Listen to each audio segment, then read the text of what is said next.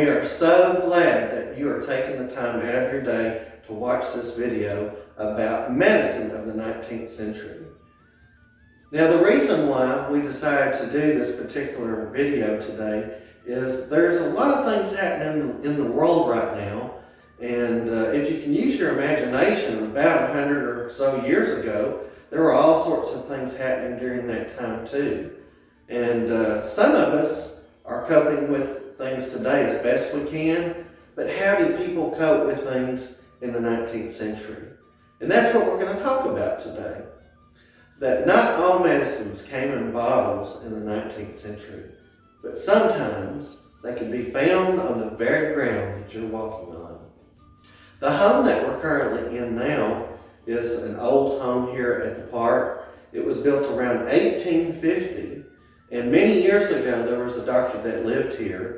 His name was Dr. James Alexander Lafayette Herder. Now just imagine writing that name all the time. But anyway, he was a practitioner here in Washington and treated people for many different types of things. But I want you to use your imagination. Imagine yourself living maybe on the outskirts of Washington, maybe a few miles out, and you get sick, you can't go to a doctor can't come see you, and you don't have any medicine. What are you going to do? It's kind of scary, isn't it? Well, some people, they had knowledge about some of the plants that were around them. And that's what we're going to discuss today. Some of those plants that were used then are still growing here today. The first plant I'd like to point out to you, we actually have it documented having been used here many years ago for all sorts of different things. It's called sassafras. And I'm from Texas, and my grandparents, they used to call it sassafras. You call it what you want, but I'm just going to call it sassafras to be proper today. Now, how do you identify sassafras? It's a very unusual plant. Actually, if you ever see a plant that's got 3 different types of leaves that are growing on the same plant, more than likely it might be sassafras. I have some old leaves here. Now, these were from last year. That's why they're a little crunchy looking, but these are sassafras leaves.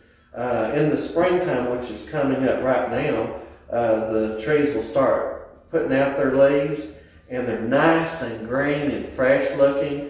These right here look like they've had a few problems with themselves, but in any case, one of the leaves that the sassafras has on it is one that's oval shaped like this here. We also have a second leaf on the plant that's got 2 parts to it. Almost kind of looks like a mitten. And this is the second leaf here. And then the last leaf has 3 parts to it. Now, I was giving a tour to a young man one day, and he said that looked like a dinosaur's foot. And if you kind of look at it a certain way, it sort of does. But the plant has 3 different types of leaves. I actually have a painting up here that was done by a local artist many years ago to show what sassafras looks like. And you can see the 3 different types of leaves on this illustration. And these are green, by the way. Now, what is the medical part of the plant itself? You're probably asking. It's actually the root, the bottom part of the plant. Now, this is a big, ginormous sassafras root. Not all sassafras roots are this large. Some of them can be pretty small. But if you were lucky enough to get yourself a big root like this one, the way you would use it would be probably to get a hammer or something hard and bash that thing up real good, that root. And then the next thing that you're going to do, well, let me back up. Why am I bashing the root up?